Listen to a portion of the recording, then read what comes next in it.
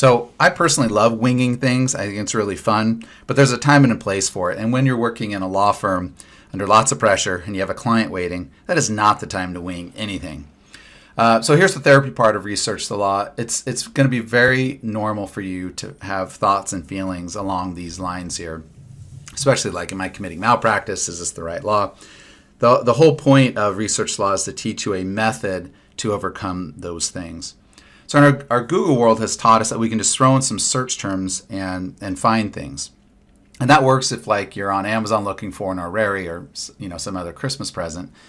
But if we throw in our search terms for our hearing loss issue, we're largely going to get law firms because Google's biased toward those who pay them money to put their links up top in the research hits.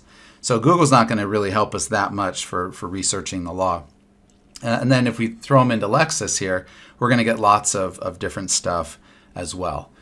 You can see here just tons of stuff, but it's like we're an archaeologist at this point, and there's all these little shards of the law everywhere, and we have to piece them together, just like an archaeologist finds a little shard of pottery here, a little shard of pottery there, and then they spend hours and hours and hours, if not weeks, piecing these pieces together.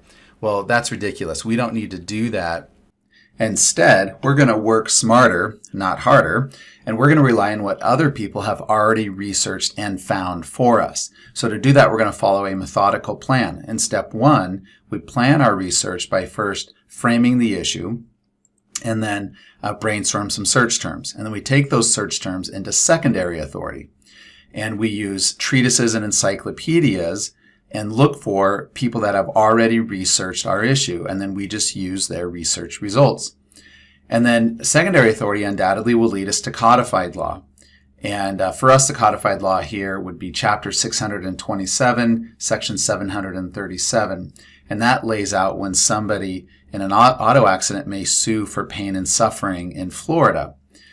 But then we'll also do an exhaustive search to make sure we're not missing anything.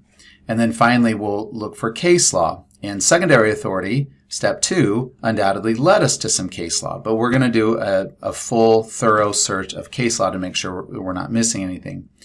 And no matter what source I looked in, this Wald case kept coming up. It's from the Florida Supreme Court, and it does a nice job of laying out the issue for us and giving us an idea that hearing loss likely will qualify for one of the 2 different ways that would apply to us. And no, I didn't find any cases specifically on hearing loss that address our narrow issue. But if pain in a thigh can lead to recovery, then certainly loss of hearing, one of God's given 5 senses, then we can probably recover.